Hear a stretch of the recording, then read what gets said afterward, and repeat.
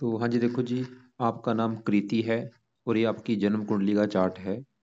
कुंडली आपकी बनी है तुला लगन की और आपकी जो राशि बनी है वो है सिंह राशि। अगर आपकी मैं कुंडली की बात करूं कि कुंडली कैसी है, तो आपके आधे ग्रह मुझे अच्छे लगे हैं और आधे ग्रह आपके मुझे खराब भी लगे हैं। कुछ ग्रह अच्छे हैं, कुछ ग्रह खराब हैं, जो कि मैं पूरा विस्तार से आपको समझाऊंगा। लेकिन ये सब कुछ बताने से पहले आपको मैं थोड़ी सी पहले बेस की जानकारी बताऊंगा, ताकि जो आपको मैं भविष्यवाणी बताने वाला हूँ वो आपको अच्छी तरह से समझ आ जाए। तो देखो जी, बेसिक जानकारी ये है कि जो कुंडली होती है इसमें टोटल 12 ग्रह होते हैं और 12 ग्रह से कुछ ना कुछ देखा जाता है। तो 12 ग्रह कौन से हैं वो मैं लिख देता हूँ, आप याद कर लो। ये है आपका पहला ग्रह, ये दूसरा ग्रह, तीसरा, ये चौथा, ये पांचवा ग्रह है, ये छठा, सातवां, आठवां, नौवां ग्रह, 10वां, 11वां और ये लास्ट वाला 12वां ग्रह।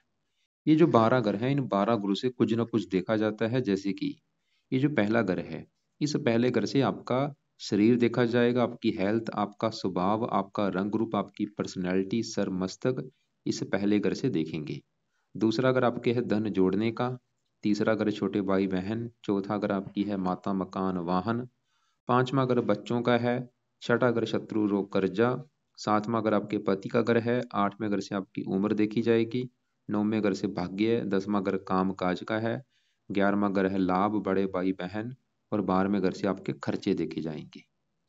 तो आपने देखो जी 12 ग्रहों को याद कर लो और 12 ग्रहों से क्या क्या देखा जाएगा वो याद कर लो। सबसे पहले आप ये याद करो कि मैंने अभी जो 12 ग्रह बोले हैं, एक तो वो याद कर लो और 12 ग्रहों से क्या क्या देखा जाएगा वो याद कर लो। अब आप ये देखो कि आपने देखना क्या है, आपका सवाल क्या है, आप वो ग्रह देखो। जैसे कि ये सातवां ग्रह आपके मैंने पति का बोला है, तो अगर आपने अपने पति का सुख देखना है, ये सातवां ग्रह देखना पड़ेगा। और सातवें घर में लिखा है एक, एक है मेष राशि, मालक बना है मंगल। तो आपके पति के लिए हमें इस सातवें घर का जो मालक मंगल है, मंगल को देखना पड़ेगा। ऐसे ही ये 10वां घर आपके मैंने काम काज का बोला है, तो काम काज के लिए 10वां घर और 10वें घर में लिखा है चार, जो कि कर्क राशि, मालक बना चंद्रमा। तो आपके काम काज के लिए 10वें घर के मालक चंद्रमा को देखना पड़ेगा। मेरा कहने का मतलब ये है कि आपने जो भी कुछ देखना है वो घर देखो और उस घर का जो मालक है वो मालक आपने देखना है। अब देखो जी, बात करते हैं भविष्यवाणी की। भविष्यवाणी में सबसे जरूरी होती है दशा देखनी। ये जो 9 ग्रह होते हैं, इन ग्रहों का जो असर है, ये जो ग्रह होते हैं ये एक्टिवेट ज्यादा कब हो जाते हैं, जब इनकी चलती है दशा। और जो दशा होती है वो दो प्रकार की होती है, एक महादशा, एक अंतर्दशा। महादशा अभी आपके ऊपर चल रही है सूर्य ग्रह की, और ये चौथा महीना 23 से चली है। अभी काफी लंबी दशा है, 29 में जाके खत्म होगी। इसका मतलब ये है कि आपके जीवन के ऊपर वर्तमान में जो बड़ा असर है वो सूर्य का है अभी वर्तमान में। और कितना असर है? 80%। आपकी 100 में से 80% जो लाइफ है अभी, वो 80% आपके जीवन में अभी जो भी कुछ होगा सूर्य की वजह से होगा। और बाकी बचा 20% आपके ऊपर असर है चंद्रमा का, जिसकी चल रही है अंतर्दशा। ये 8वां महीना 23 से चली हुई है और दूसरा महीना 24 में खत्म होगी। तो मेरा देखो जी कहने का मतलब ये है कि अभी वर्तमान में आपके ऊपर जो असर ज्यादा है जिन ग्रहों का, सूर्य का है और चंद्रमा का है। और सूर्य की दशा अभी चली है चौथा महीना 23 से, और सूर्य की दशा से पहले आपके ऊपर जो दशा चल रही थी वो शुक्र की थी, जो कि पिछले 20 सालों से चल रही थी। फिलहाल वो खत्म हो चुकी है, लेकिन अभी चल रही है सूर्य की दशा। सबसे पहले हम सूर्य की ही बात करेंगे कि जो दशा भी आपकी चली है, ये सूर्य आपको क्या अच्छे बुरे फल देगा। तो आपका देखो जी, जो सूर्य है वो यहाँ पे बैठा है 12वें घर में। जैसे मैंने आपको अभी बोला था कि 12 जो घर हैं इनसे कुछ ना कुछ देखा जाता है। ये जो 12वां घर होता है जहाँ सूर्य बैठा है, 12वें घर से देखा जाता है खर्चे। खर्चे देखे जाएंगे, दान दंड, हसल के खर्चे, पागल खाना, विदेश यात्रा, जेल यात्रा, हत्या, आत्महत्या, ये चीजें हम इस 12वें घर से देखते हैं। अब देखो जी, जो सूर्य है, सवाल की सूर्य अच्छा है या बुरा है, तो सूर्य देखो जी आपको ज्यादा खराब फल देगा। 100 में से समझ लो 60-70% ये खराब फल देगा। ऐसा क्यों? क्योंकि जैसे मैंने बोला सूर्य 12वें घर में बैठा है, 12वें घर को अच्छा घर नहीं माना गया। इस घर में वही ग्रह अच्छे फल देता अगर वो सरल नामक विपरीत राजयोग लेके बैठा हो, मतलब वो ग्रह अगर इसी घर का मालक हो या वो छठे आठवें घर का मालक हो। अब सूर्य आपको जैसे समझ आ चुका खराब है, क्योंकि वो 12वें घर में चला गया, खराब घर में, जिससे खराब चीजें देखी जाती हैं। अब सवाल की सूर्य खराब फल देगा क्या? सूर्य जिस घर का है मालक बैठा 12वें घर में, लेकिन इसका एक अपना घर है, वो है ये 11वां घर। ये जो 11वां घर है, देखो 11वें घर में क्या लिखा है, 5। 5 होती है सिंह राशि। सिंह राशि का मालक सूर्य होता है। मतलब आपका जो सूर्य है वो इस 11वें घर का है मालक। और 11वां घर है आपके बड़े भाई बहन, इच्छा पूर्ति, आमदन, लाभ, मित्रों का सुख, इस 11वें घर से देखा जाता है। और 11वें घर का मालक कौन, सूर्य है। वो चला गया 12वें घर में। तो सूर्य मैंने भी क्या बोला कि 11वां घर है आमदन का, और 12वां घर है खर्च का। देखो आमदन चलेगी खर्च के घर में, मतलब सूर्य जो खराब फल देगा आपकी। अभी जो दशा में, सूर्य की दशा में क्या होगा, आपके खर्चे बहुत ज्यादा बढ़ जाएंगे, आमदन आपकी कम होगी, खर्चे आपके बढ़ जाएंगे। इसके अलावा सूर्य 11वें घर से जो भी चीजें देखी जाएंगी, चाहे वो बड़े भाई बहन है, अगर आपके बड़े भाई बहन होंगे उनको लेकर दिक्कतें, आमदन को लेकर दिक्कतें आएंगी, खर्चे बढ़ेंगे, इच्छाएं पूरी नहीं होने देगा। और सूरज जिन चीजों का कारक होता है, कारक किसका है, पिता का। ये आपको पिता संबंधी में भी कोई दिक्कतें पैदा कर सकता है। वो दिक्कतें क्या होंगी, जहाँ तो आपका पिता का बीमार होना, या पिता से कम बनना, या पिता की लाइफ में कोई कष्ट आना। सूर्य है सरकार का कारक, आपको सरकार की तरफ से भी दिक्कतें पैदा कर देगा। आपको मतलब सरकार की तरफ से कोई दंड मिल सकता है, चाहे वो छोटा दंड है चाहे बड़ा। सूर्य आंखों में भी कई बार कष्ट देता है, 12वें घर में मान प्रतिष्ठा में कमी करता है। ये चीजें मतलब नेगेटिव फल देगा आपको। लेकिन ये 12वां घर विदेश का है, तो आमदन विदेश के घर में बैठी। हाँ, अगर आप विदेश जाती हैं वहां पे आपको फायदा होगा। और ये योग भी लेके बैठा है, इसकी दशा में आप विदेश यात्रा भी कर सकती हैं और आपको फायदा भी होगा। तो सूर्य ये दिखा रहा है। लेकिन और विदेश का मतलब क्या होता है, मतलब आप अपनी जन्मभूमि से दूर जाएंगी। और वो जन्मभूमि से दूर जाने का मतलब है चाहे वो कोई दूसरी कंट्री है, चाहे आपका अपना ही देश है, जन्मभूमि से दूर जाएंगी वहां पे आपको फायदा होगा। और सूर्य के और भी थोड़े से छठे घर को भी देखेगा। मतलब सवाल ये है कि भाई सूर्य के बुरे फलों से बचा कैसे जाए। तो जैसे मैंने बोला, ये क्योंकि 12वां घर देखो जी हस्तल के खर्चों का भी घर है, ये थोड़ा सा आपकी हेल्थ को भी खराब कर देगा, हेल्थ को भी लेके दिक्कतें आएंगी। और आंखों में कष्ट तो देता है, क्योंकि आंखों का कारक है सूर्य, 12वें घर में होके आंखों में कष्ट देता है। तो अब सवाल की, अगर आप चाहते हैं कि भाई ये सूर्य की जो दशा चली है ये सही हो जाए, और इसको सही करने से क्या फायदे होंगे, आपके खर्चे कम हो जाएंगे, आमदन बढ़ेंगी, इच्छाएं पूरी होनी शुरू हो जाएंगी, पिता को लेकर कोई दिक्कतें नहीं आएंगी, सरकारी कामों में दिक्कतें नहीं आएंगी, सरकार की तरफ से आपको कोई दंड नहीं मिलेगा, आंखों में कष्ट नहीं होगा, और भी कई फायदे होंगे। तो सूर्य के लिए सबसे पहले आप सूर्य के जो मंत्रों की संख्या है 7 है यार, ये मंत्र एक बार पूरे आप कर लो। संडे से स्टार्ट करना संकल्प लेके कि हे सूर्य देवता जी, मेरा नाम कृति है, जात ये है, गोत ये है, आपकी मेरे ऊपर चल रही है महादशा, इसलिए आपके मैं मंत्रों को सिद्ध करने जा रही हूँ ताकि आपका जो बुरा फल है वो मुझे ना मिले। तो ये मंत्र पूरे करके एक बार फिर आप चाहे छोड़ देना। मंत्र है ओम गृणी सूर्य नमः। और दूसरा जो उपाय है वो आपने नहीं छोड़ना जब तक दशा है, जो कि है आप सूर्य कवच का जो पाठ है वो आपने पढ़ना है सुबह के टाइम। दो 2 मिनट का पाठ है, रोजाना आपने एक तो पाठ पढ़ना ही पढ़ना है। एक पाठ और है, वो है सूर्य आदित्य हृदय स्रोत का पाठ। ये भी आपने पढ़ना है या सुनना है। ये दोनों जो पाठ मैंने बोले हैं, सूर्य कवच और सूर्य आदित्य हृदय स्रोत, ये दोनों पाठ जहाँ तो आप पढ़ लिया करो या इनकी ऑडियो लगा के सुन लिया करो। और एक आपने एक और काम करना है, सूर्य को रोजाना सुबह के टाइम जल भी देना है, जल भी दिया करो रोजाना। और हर संडे को, जिस दिन संडे होगा उस दिन आपने सूर्य की जो वस्तुएं होती हैं लाल रंग की, उनका दान भी करना है। तो ये 4-5 आपको मैंने उपाय बोले हैं। मंत्र सबसे पहले तो मंत्र पूरे कर लो, उसके बाद ये कवच स्रोत के पाठ शुरू कर देना। और सूर्य को जल भी देना है आपने। और बाकी संडे के दिन सूर्य का दान कर दिया कर। और ये सूर्य का क्या दान होता है मैं आपको वीडियो अलग से भेज दूंगा। अब बात करते हैं आपके दूसरे ग्रहों की। आपकी देखो जी कुंडली में ये जो गुरु है ये भी आपका बहुत ज्यादा खराब है। और गुरु आपको 70% तक देगा खराब फल, 30% अच्छे फल भी देगा। मतलब ये अच्छे फल भी दे रहा है लेकिन खराब फल देगा ज्यादा। ऐसा क्यों है, पूरा विस्तार से समझाता हूँ। गुरु आपका बैठा है यहाँ पे चौथे घर में। जैसे मैंने आपको सबसे पहले आपको देखो जी बोला था घर याद कर लो। और घरों से क्या देखा जाएगा वो याद करो। ये जो चौथा घर है, ये चौथे घर से क्या देखा जाएगा, चौथा घर है आपकी माता का घर, मकान का घर, वाहन, भूमि, जमीन, जायदाद, नौकर चाकर, ये जो चीजें हैं इस चौथे घर से देखेंगे। और इसके लिए हमें चौथे घर का देखना पड़ेगा मालक, क्योंकि मैं आपको पहले बोल चुका हूँ घर का सबसे पहले मालक देखा जाता है। जैसे 7वें घर का मालक कौन था, मंगल। 10वें घर का मालक चंद्रमा। ऐसे ही जो चौथा घर आपकी माता, मकान, वाहन का है, इसके लिए चौथे घर में लिखा है 10, जो कि है मकर राशि। मालक कौन बना, शनि। तो हमें चौथे घर के मालक शनि को देखना पड़ेगा। और शनि के अलावा चौथे घर में गुरु बैठा है, गुरु को भी देखेंगे। तो पहले हम गुरु की बात करते हैं। तो गुरु आपका बैठा है चौथे घर में, और चौथे घर में यहाँ पे जो लिखा है 10, ये मकर राशि है, गुरु की नीच राशि। जैसे मैंने आपको भी बोला कि गुरु आपका खराब है, क्यों? क्योंकि वो नीच का बैठा है, और जो नीच का ग्रह होता है वो अच्छा नहीं होता। तो गुरु नीच का होने की वजह से चौथे घर का कर देगा बुरी तरह से सत्यानाश। जैसे कि आपको देखो एग्जाम्पल समझाता हूँ। मान लो कोई घर है, मान लो चलो मेरा घर है, और मेरे घर में कोई दुश्मन आ जाए, जो मेरा दुश्मन है, जिसको मैं दुश्मन मानता हूँ, अगर वो मेरे घर में आ जाएगा, क्या होगा? मेरे घर का नुकसान करेगा। सिंपल सी बात है, वो मेरे घर में मेरे घर का सामान तोड़ देगा, वो फ्रिज वगैरह तोड़ देगा, क्योंकि दुश्मन है, क्या भरोसा उसका। वो काम यहाँ पे गुरु करेगा।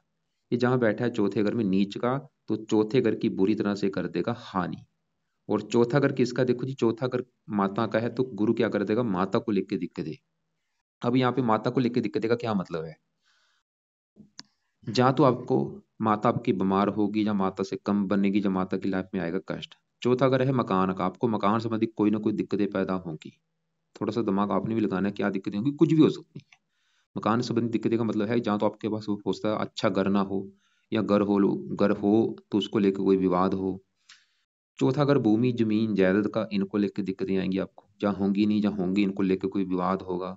चौथा अगर नौकर चाकर का, इनको लेकर दिक्कतें। चौथे घर से घर का माहौल देखा जाता है, घर की जरूरतों को लेकर दिक्कतें। मतलब गुरु क्या कर देगा आपको? माता, मकान, वाहन, भूमि जमीन जायदाद, नौकर चाकर, घरेलू सुगर का माहौल, इन चीजों को लेकर दिक्कतें परेशानियां पैदा कर देगा। अब देखो जी, गुरु तो इस घर में आके बैठा है, लेकिन गुरु के अपने दो घर हैं, वो कौन से हैं? गुरु आपका एक तो इस घर का मालिक है, तीसरे घर का। और तीसरे घर में देखो क्या लिखा है? 9, जो कि है धनु राशि, मालिक बना गुरु। और गुरु इस घर का भी मालिक है, छठे घर का। छठे घर में क्या लिखा है? 12, जो कि है मीन राशि, मीन राशि का मालिक गुरु। मतलब गुरु तीसरे घर का भी मालिक है, और छठे घर का। तीसरा घर है आपके छोटे भाई बहनों का घर। अगर आपका छोटे भाई बहनों के बारे में जानना है, तो तीसरा घर देखेंगे। और तीसरे घर में लिखा है 9, जो कि धनु राशि, मालिक गुरु, जो कि नीच का बैठ है।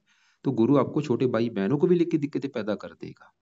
और गुरु छठे घर का मालिक है, छठा घर है शत्रु रोग कर्जे का। गुरु आपको रोगी बना देगा, शत्रु बढ़ा देगा, आपको कर्जदार बना देगा, ननिहाल को लेके दिक्कतें।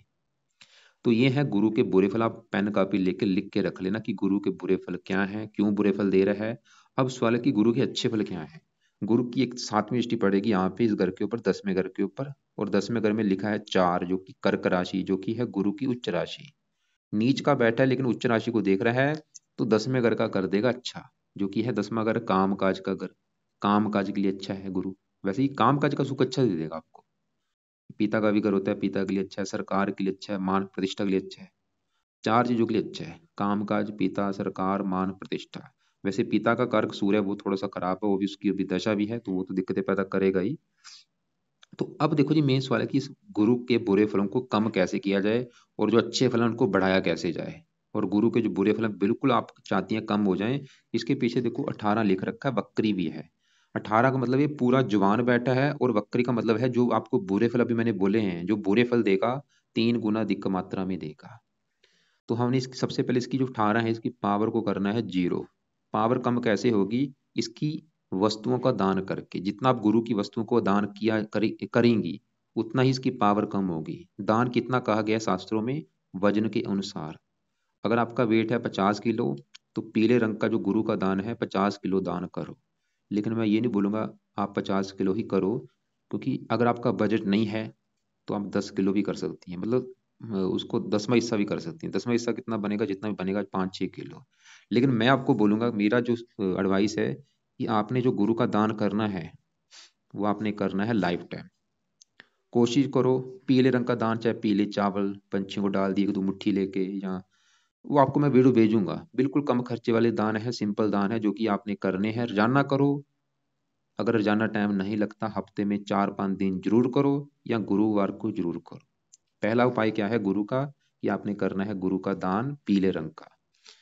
और ये दान करते समय गुरु का मंत्र आप जरूर करना है मन में, कि आपका ये जो दान होता है वो मैं कर रही हूँ, ताकि आपका जो बुरा फल है वो मुझे ना मिले। दूसरा उपाय आपने जो करना है, वो है आपने गुरु कवच का भी पाठ पढ़ना है। और ये भी आपने पाठ सुबह के टाइम रोजाना 1-2 पाठ पढ़ना ही पढ़ना है। और तीसरा, इसके मंत्रों की जो संख्या है 19,000, ये 19,000 मंत्र पूरे करने हैं। कब करने हैं? सबसे पहले तो अभी आपको जो मैंने 7,000 मंत्र बोले हैं, पहले तो ये सूर्य के 7,000 मंत्र पूरे करो। 7,000 करने के बाद इसके बाद आपने गुरु के 19,000 मंत्र पूरे करने हैं। और जब आप गुरु के मंत्र स्टार्ट करेंगी, वो गुरुवार का दिन होगा, संकल्प लेके स्टार्ट कर लेना। संकल्प कैसे लेना? गुरुवार को सुबह के टाइम आप ये बोलना कि हे गुरु देवता जी, मेरा नाम कृति कुमारी है, जात ये है, मेरी जो गोत ये है, मैं यहाँ पे रहती हूँ। गुरु देवता जी, आप मेरी कुंडली के चौथे घर में बैठे हैं, नीच के, जो कि चौथा घर है माता मकान वाहन का घर। और मैं चाहती हूँ कि मुझे माता मकान वाहन का सुख अच्छा मिले। आप कुंडली के छठे घर के मालक है, रोग के। मैं चाहती हूँ जो मुझे रोग लगे हुए हैं वो मेरे रोग दूर हों, और भी आपके जो अच्छे फल है वो मुझे मिले, और जो बुरे फल है वो प्लीज मुझे ना मिले। इसलिए आज से आपके मैं मंत्रों की जो संख्या है 19,000 वो पूरी करने जा रही हूँ। इस प्रकार आप संकल्प लेके गुरुवार से मंत्र पूरे कर लो। मंत्र है ओम ब्रह्म बृहस्पति नमः। दूसरा काम, तो मंत्र पूरे करके कवच का पाठ बाद में चाहे शुरू कर देना, और कवच का पाठ आपने नहीं छोड़ना, पढ़ते रहना है लाइफ टाइम। एक दो पाठ पढ़ा करो। और गुरु का दान भी आपने करना है रोजाना या हफ्ते में 4-5 दिन जरूर। अब देखो जी, आगे बढ़ते हैं। अभी आपको मैंने बोला था जो गुरु बैठा है वो चौथे घर में बैठा है, जो कि है शनि का घर। और चौथे घर से क्या देखा जाएगा? माता मकान वाहन। और इसके लिए मैंने बोला था चौथे घर का जो मालक है शनि है, उसको भी देखना पड़ेगा। गुरु तो हम देख चुके हैं जो कि चौथे घर में चौथे घर की हानि कर रहा है। अब बारी है चौथे घर के मालिक शनि की। और शनि आपका बैठा है छठे घर में। अब शनि की बात करते हैं कि वो आपको क्या अच्छे बुरे फल देगा। तो गुरु देखो जी, सवाल है कि गुरु भाई कैसा है? गुरु भी देखो जी आपका थोड़ा सा खराब ज्यादा है। 100 में से 60-70% तक खराब फल देगा, 30-40% अच्छे फल देगा। खराब क्यों है? क्योंकि गुरु छठे घर में बैठे, जैसे आपको मैंने बोला था ये 12वां घर अच्छा घर नहीं होता। कुंडली के 3 घर अच्छे घर नहीं होते, 12वां, छठा, 8वां। इन घरों को कहते हैं त्रिक भाव। अब देखो छठा घर क्यों नहीं अच्छा? क्योंकि छठे घर से हम देखते हैं रोग, रोग, शत्रु, कर्जा। और ये चीजें देखो जी अच्छी चीजें नहीं होती। शत्रु, रोग, कर्जा, कोर्ट कचहरी हो गया, चोरी, ठगी, विश्वासघात, इन चीजों को छठे घर से देखा जाता है जहां ये शनि आके बैठा है। और शनि देखो जी किस घर का मालक है? शनि आपके है चौथे घर का मालक, जो कि है माता मकान वाहन का घर। तो शनि क्या कर देगा? माता मकान वाहन संबंधी दिक्कतें पैदा कर देगा। माता चलेगी छठे घर में, रोग के घर में, जहाँ तो माता को रोगी कर देगा या माता से कम बनेगी। और शनि इस घर का भी मालक है, 5वें घर का। और 5वां घर है आपके बच्चों का घर, आपकी पढ़ाई का घर, आपकी बुद्धि का घर।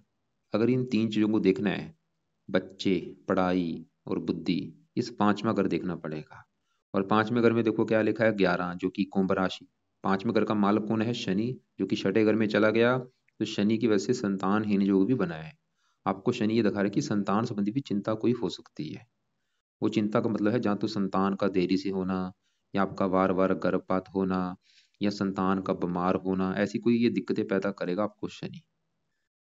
और ये पढ़ाई में भी दिक्कतें पैदा कर देगा। और शनि छठे घर में बैठा है रोग के घर में, शनि आपको रोगी भी बना देगा। मीन राशि, मीन राशि पैर देखे जाए तो पैरों में कोई कष्ट दे सकता है, या वायु विकार, कोई ना कोई आपकी हेल्थ को खराब तो करेगा कई बार। तो ये मतलब शनि की हमने आप ये देखो जी, जो चीज मैं बता रहा हूँ आप पेन कापी लेके लिख लेना। जैसे कि आप ये लिखना कि शनि के आपको बुरे फल क्या मिल रहे हैं। आप लिखो कि शनि आपके चौथे घर का मालक है, वो आपको माता मकान वाहन संबंधी बुरे फल दे रहा है। और वो आपके 5वें घर का मालक है, संतान संबंधी बुरे फल देगा, पढ़ाई में दिक्कतें, बुद्धि को भ्रमित। और वो छठे घर को एक्टिवेट कर रहा है, आपको रोगी बना देगा, शत्रु बना देगा, कर्जदार बना देगा। अब आप ये भी लिखो कि अगर आपने शनि को सही कर लिया तो क्या फायदे होंगे? ये जो बुरे फल है वो आपको नहीं मिलेंगे।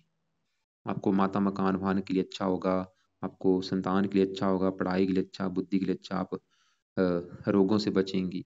तो शनि के लिए क्या करो? पहला काम, आप हर शनिवार को शनि मंदिर माथा टेक के आओ, और वहां पे प्रार्थना करो जाके कि शनि देवता जी, आपकी जो दिक्कत है, कि ये मेरी दिक्कत है, मेरी हेल्थ जो खराब हो रही वो हेल्थ खराब ना हो, तो इसलिए आपके मैं मंदिर आई हूँ।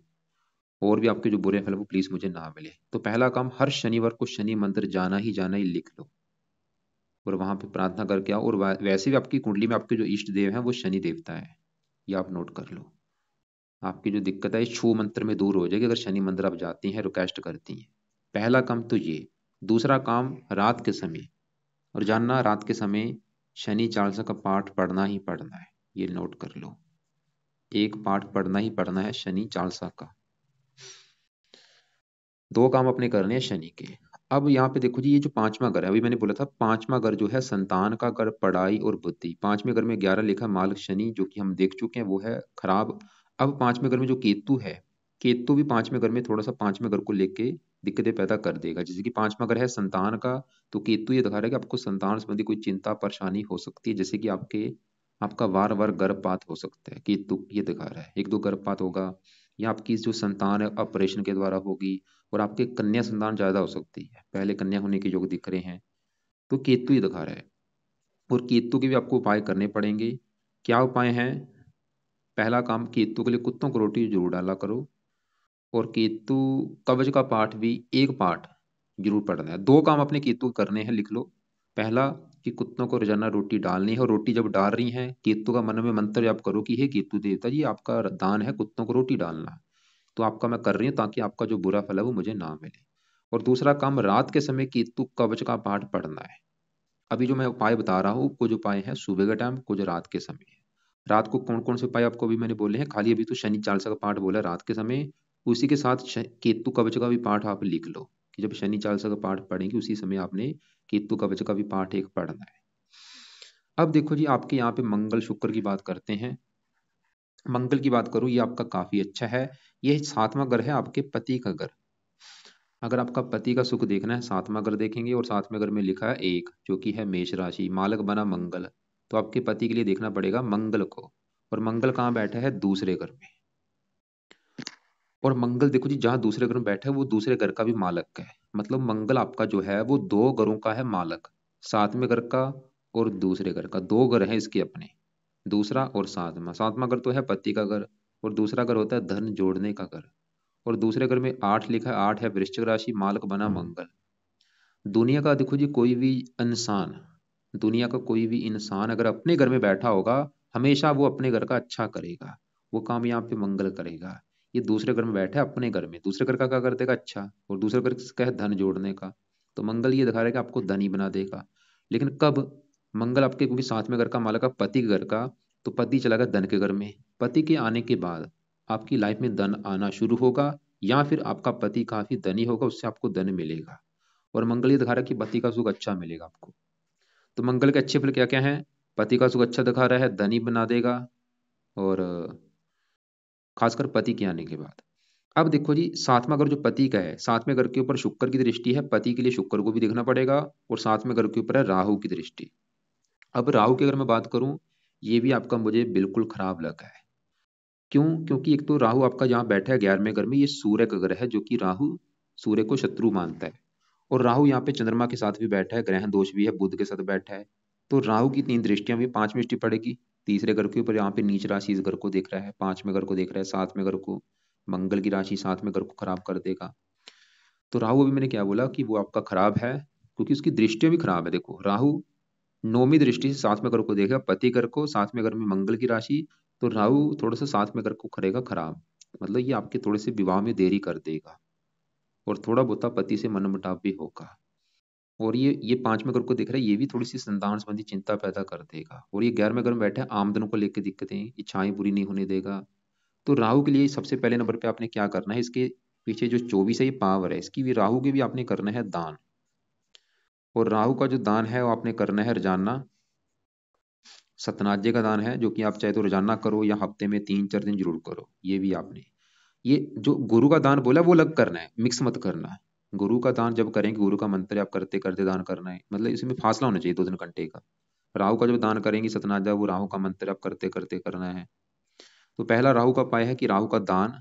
दूसरा उपाय आपने, आप देखो जी अभी आपको मैंने क्या बोला था कि आपने सूर्य के करने हैं मंत्र सिद्ध, उसके बाद करना आप गुरु के मंत्र सिद्ध।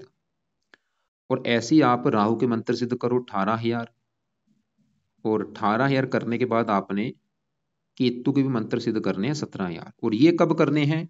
ये आपने रात के समय करने हैं। मतलब आपके पास दो समय है जो कि आप आसानी से कर लेंगे।